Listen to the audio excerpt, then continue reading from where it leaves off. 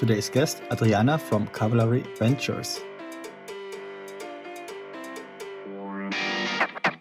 A lot of the founders, they get stressed, especially like on this transition from like C to Series A, I would say, and they don't know how to manage that, a lot of them. And what I think it's important, and it's probably not so much done, but I think it's also nice to have a coach as a founder. It is definitely going to support you in your, like, I guess, thought process, structuring, dealing with stress. How do you do that? How do you, build a company and potentially have a family or a relationship or have a life next to that if there is.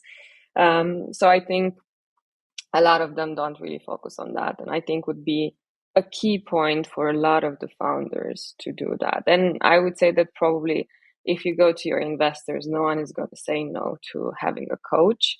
I think everyone would be like, sure, if this is going to make you work better, get more structure, then go for it. Just do it, right?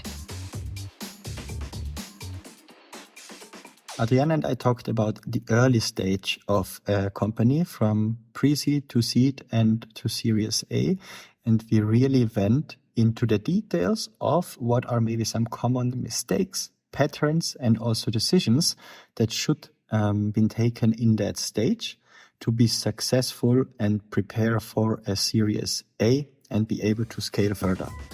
Then you can build trust, and then you can spend less time communicating and more time just getting shit done. Then I went home and thought about this sentence. We basically put it on the table. Hiring takes time. People are trained. How to objectively judge certain situations. It's very, very, very, very hard to change things. That was the learning. Entrepreneurs with empathy. To the people side. Hi, Adriana. It's nice that we have an episode today. I also just give the context how we met. I think at a MasterCard event, I met Claude, and then we should talk, and now we talked, and now we talk again for the podcast. Yay! and we had a cool get to know each other, where we talked a bit about the early stage of ventures. But maybe before we dive into some topics, it would be cool if you can introduce yourself and give us a bit more context about yourself. Thank you, Thomas. Very happy to be here and be a part of this podcast. So a bit about myself. Well, I guess I've been around the talent world and in the startup world for about 10 years soon. So that's been a while, mainly in Berlin. And I did have the chance to work with multiple, I guess, quite known startups or companies nowadays, such as GetYourGuide, Babbel, HelloFresh during the hypergrowth stage as well. I was at Clue, and I have now been with Cavalry for soon to be 3 years, and I do more like strategy within the portfolio. And for those that don't know what Cavalry Ventures is, actually, it's a pre-seed seed venture capital firm. So we invest in startups in the DACH region and even outside of it, mainly European Union, I would say. And your ticket size, I guess, is around 500,000 and up to 4 million, and with some exceptions, maybe less or more, I guess, then. There's always some exceptions, I guess, yes. But I think it's around that, yeah, at the moment, yes. Okay. And then when a startup comes to you or you reach out to a startup, how does this process looks like usually? After we signing, I guess, a new startup. Yes. Yeah. So usually, I get an introduction with the founders. Sometimes it really depends on the company. It really depends on the founders. Sometimes I get in touch with them even before we sign the term sheet and all the paperwork. With some, I work at the later stage. So there's really full flexibility with respect to when I start working with them. But generally, I'm not doing hands-on work with them, but rather it's really just consultancy strategy. So just trying to understand initially, where they are, what is the plan that they have in mind, what do they currently have? Sometimes if they're in seed state, they already have some people part of the team, and they might want to grow the team or not, and then just basically going with them through the process of how do you assess first of all what are the needs that you need, I guess, internally. Obviously, everything is different. There's like no right or wrong, I would say. It's always a different approach, I guess, for everyone. And then after that, we generally try to figure out, how do you attract talent? Where do you find the talent? I always try to push them to leverage the network, because usually in pre-seed, seed, it's always much, much easier to attract talent from your own network, people that you maybe worked with, because they would also probably trust you a bit more to join your team and your idea. Whereas not everyone is really willing to join at such an early stage. Obviously, it comes with the risk as well. Yes, and it is also a different approach on how to operate in an early stage environment. What is usually the company size when you talk to founders? And maybe if you can share some revenue sizes, or what is the organization structured like? Do you have a focus on, for instance, B2B companies versus B2C companies versus something completely else, maybe? Yeah. So, I had the full spectrum of companies so far. So I started working with just like one founder and no team, to 2, 3 founders and a couple of team members. And then I usually, at least with some of them, I worked until they were about, I think, 70, 80 people. They get someone leading the people team and representing that department in, and then I kind of fade out because obviously I just want to make sure that they have a people team in place that can manage the growth process with them, because obviously this is one of the areas that I would say a lot of the startups or generally first-time founders or even second-time founders, they neglect a bit. They just think, yes, we're just going to fix this at the later stage. That's fine. But it just takes much longer and it's way more expensive. And in terms of companies, we mainly have, I would say, B2B companies, B2B SaaS, but not really a lot of B2C. We had some B2C companies in the portfolio, but that's not our focus. But nevertheless, I would say that, in terms of people structures, it's not really making a huge difference, if it's a B2B, B2C company. Yeah, definitely not in the early stage. I think just later on, for instance, if you build a consumer brand, usually is more maybe performance marketing and content heavy, and the B2B brand is maybe a bit more enterprise sales heavy, or SDR, BDR, and then whole sales cycle heavy. Yeah. But what are the usual first specific areas you tackle with them if they reach out to you? Oh, I mean, it also differs here, right? But I would say, for the first time founder, they just need to, I think for me, it's very important that they understand what actually people means, how do you attract them? How do you onboard them? How do you retain them? And also the cost behind it and the workload that you have to put into hiring. And I focus a lot on that because in my experience in the previous startups that I worked with, most of the founders, except one, I would say, just thought that hiring is very easily done, sometimes even considered just like numbers, so that you have to fill in. And for me, it's just very important that they understand the amount of workload that you have to put into that, because then it's easier when they have a people team on board to actually collaborate with them and actually manage to have a healthier organization, I would say. And that is a very important thing for me, and that's what I work on a lot with the founders, I would say. But then obviously, just very interesting for me is how do you onboard people? How are you planning to, grow from there? Also, looking at the current organization, what do you have right now? What are the what are the efforts to retain those people? What are the culture? Well, what is the culture that you're trying to to implement? A lot of the founders just come to me and ask me, like, how do I define culture? And I'm like, just look at you. You're the culture of the company at this stage. Like, it's how you work, how you treat people, how you collaborate, how you communicate with them. So that's where you basically start building, culture from in like such an early stage. There's no like HR department that is just going to come in and build your culture, So this is also something they have to work on, I would say.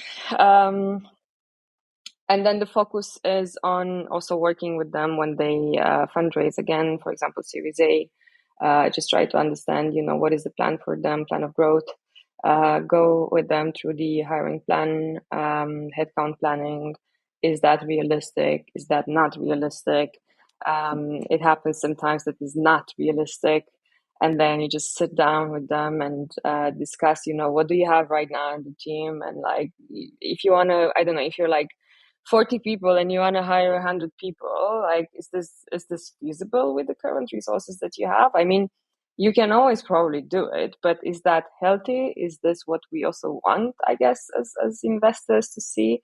I don't think so. Maybe I'm wrong, but as far as I know, the team doesn't want that as well.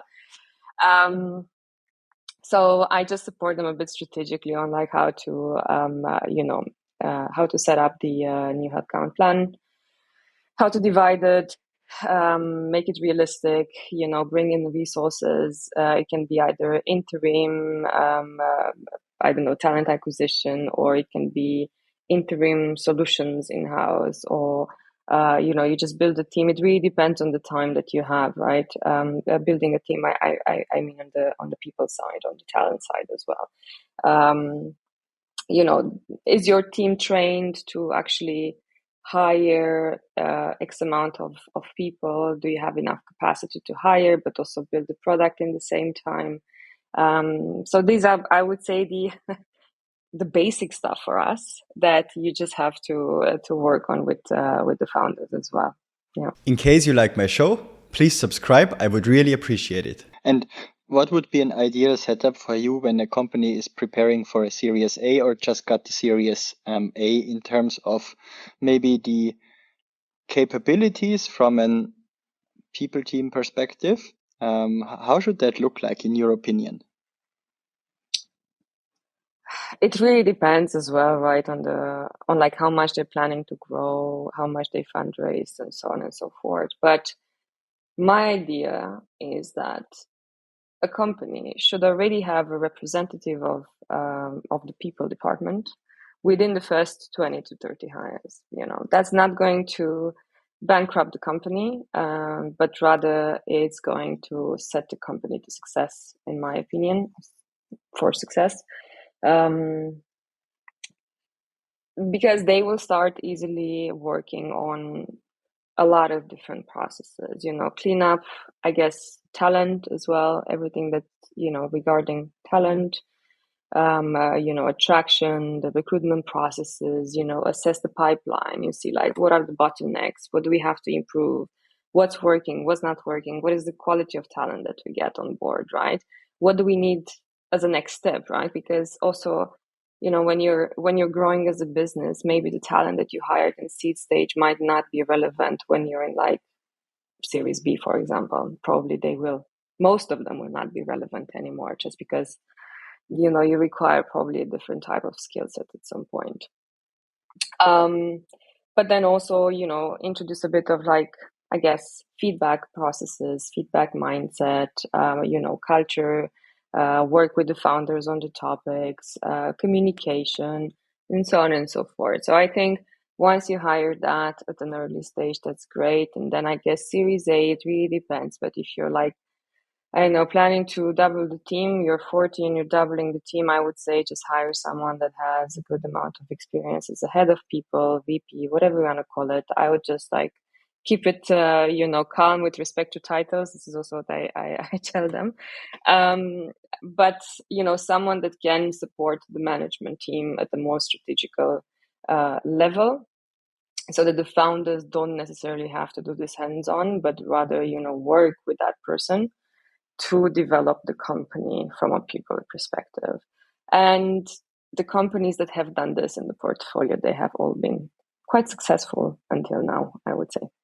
Yes, and I also think that's a key point, that you at some point get somebody that gets the trust from the founding team, because otherwise you cannot scale the whole operations behind hiring, then onboarding people, how you set up maybe communication internally, and then it's always a bit reactive, because it just gets attention when there is a big problem or a very big urgency, and then it's the founder's highest priority to do so, and then they jump in and do it by themselves and are annoyed because they need to do everything by themselves.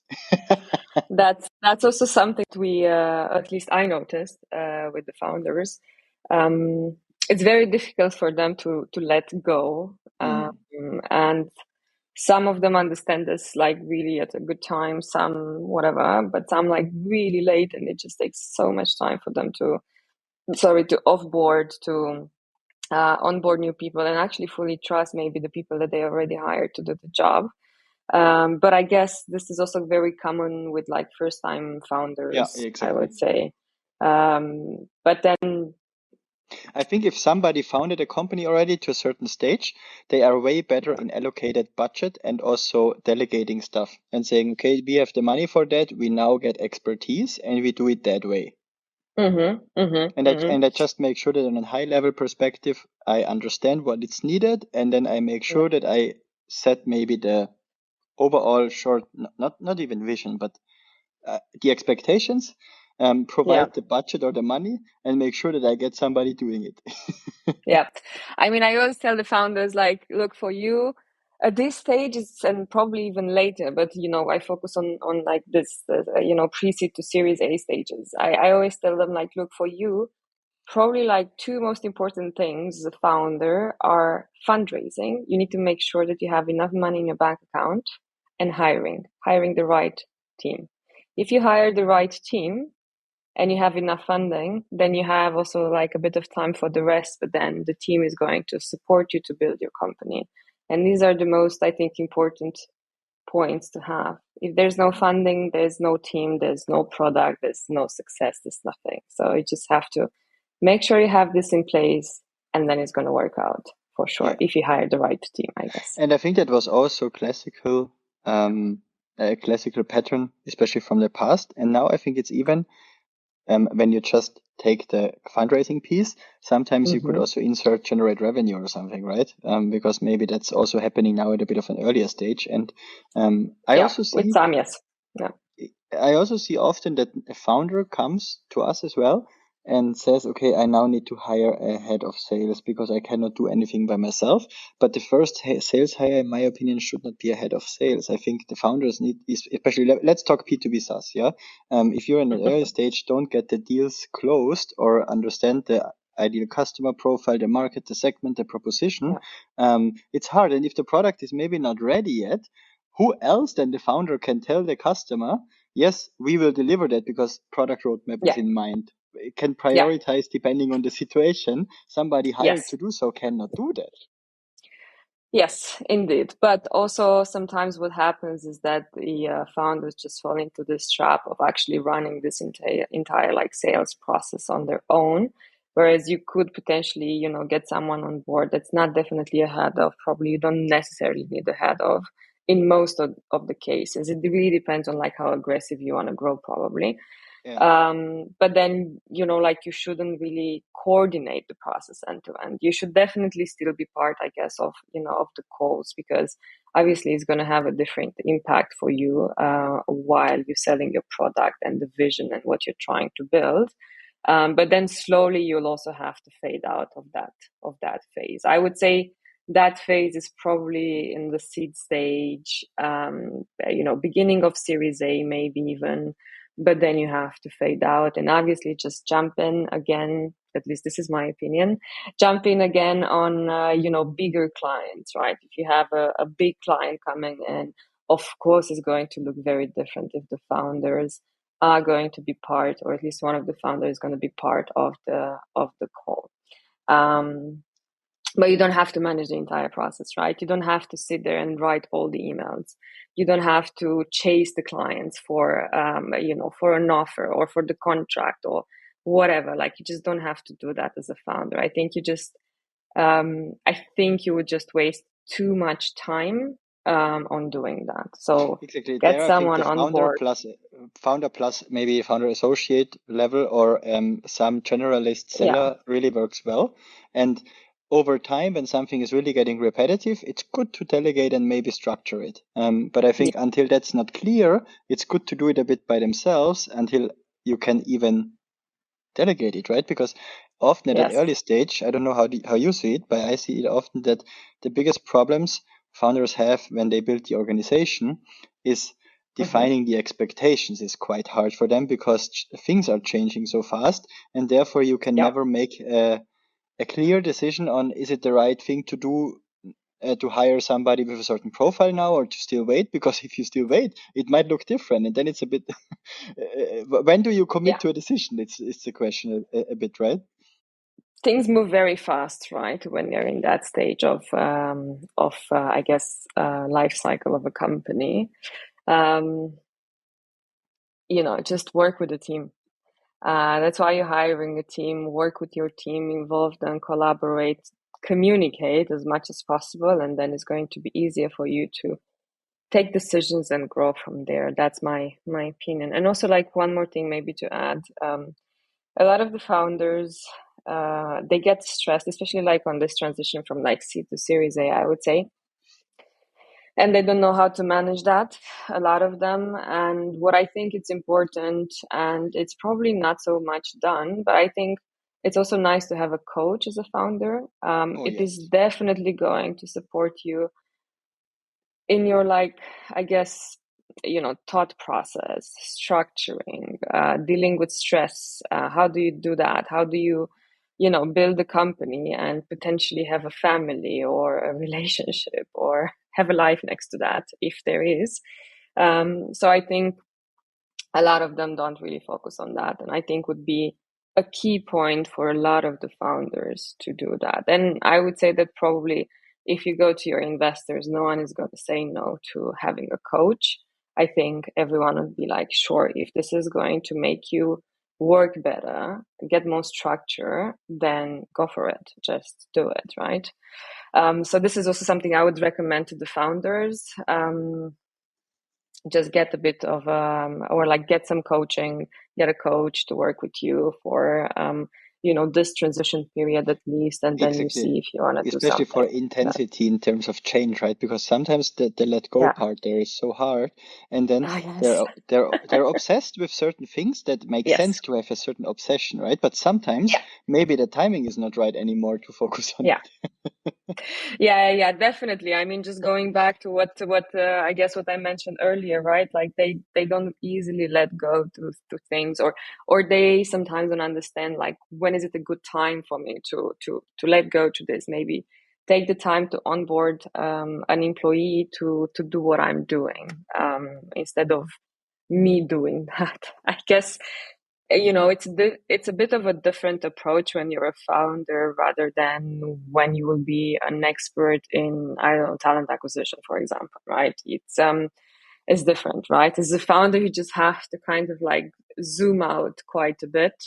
And then, just assess and move the puzzle from like, further distance. You don't have to always just like step in. I mean, at the beginning, sure, you're going to wear a lot of different hats, but slowly you just have to fade out once you hire people to do that. But I think on the other hand, it's also, so I agree. And I would also say it's a hard or a very thin line, because it's a hard decision to make when, from a time perspective, when does it make sense to be obsessed about certain things and really just drive it, where somebody else that is not a founder could not do it because it's just a founder's thing. And then when to say, okay, I feel it now. I have the impulse. I want to jump in now, but it doesn't make any sense. I find another solution that is not where I am not part of the solution. That's really hard. and that's a never-ending story. But it's key to build a company. Have I said that's easy? No, it's not. No. I mean, it's easy to talk about it, right? But then I'm sure that, in practice, for everyone, it's a challenge. And, that's the thing, right? You just have to also assess like how you work as a founder, what is important to you? How do you want to build your company? And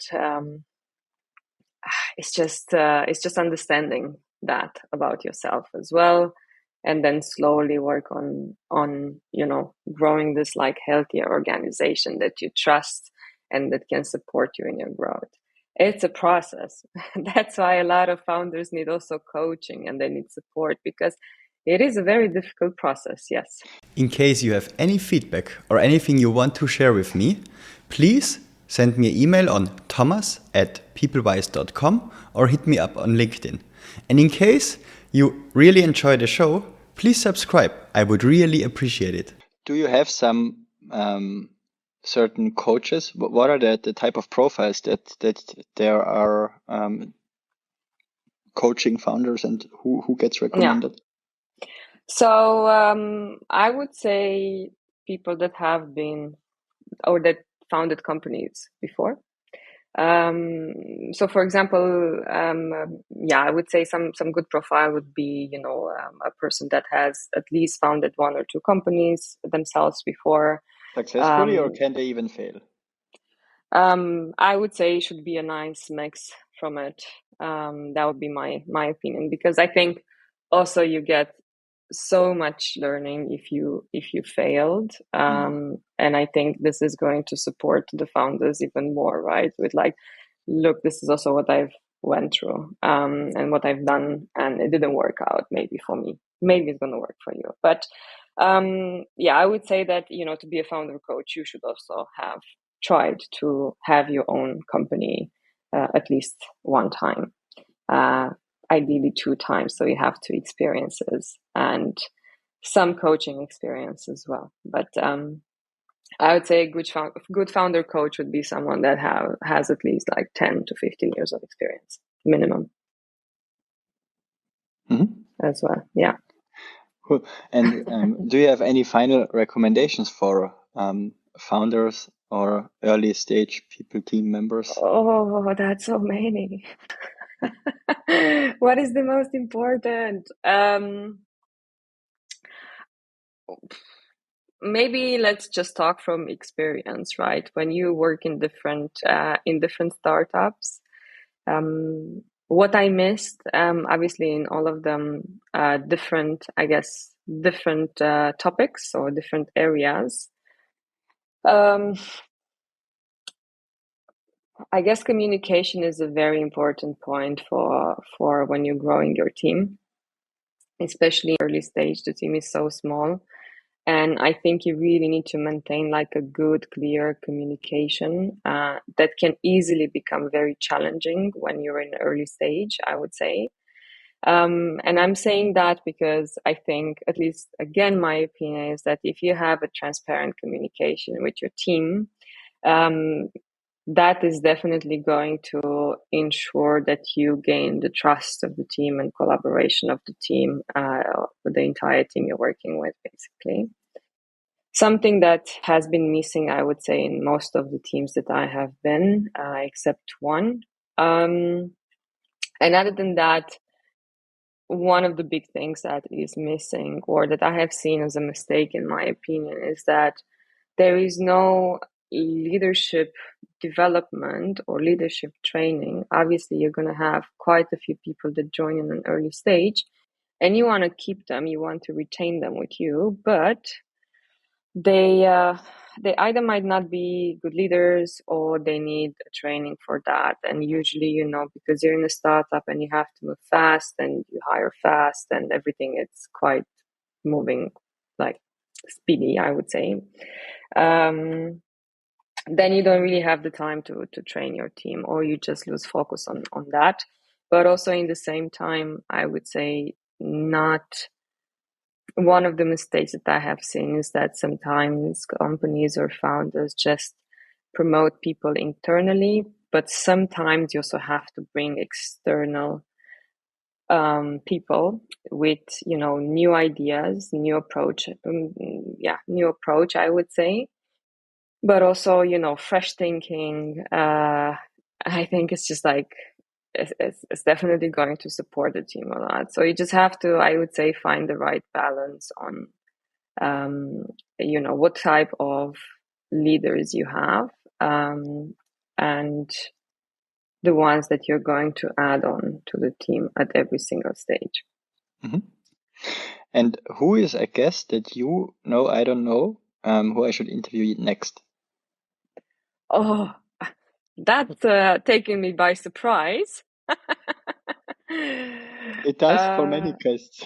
Oh, wow. Interesting. Who you should interview next? I guess it really. Did you interview a founder that went through the process like 2 or 3 times so far, and maybe share their learnings on building a team? Not too many. I think two were there, but it's a good idea. Do you know somebody who would open about that? Probably I can also like reach out to the portfolio and ask them, like if they would like to be part of that.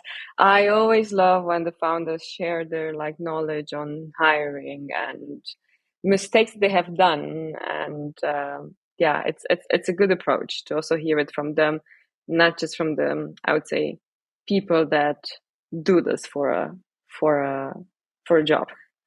Good idea. So if you can ask around and we can make it happen, I would be more than happy. Yeah, I can ask one of the founders at least that I know usually is more than happy to share the mistakes that they have been doing in their transition to Series A. But also maybe one that focused a lot on the, I would say, the setup of the organization that they built, and they've done it successfully. I would say they kind of already went through the first phase of Series A, where it's like a lot of like ups and downs and cleaning and like hiring new people and whatever, and they've done it quite well. So that would be also a nice approach. Cool. Yeah, let's stay in touch on that. And thank you for your time, Adriana. It was really a pleasure. Thank you for your time, Thomas. It was a pleasure as well.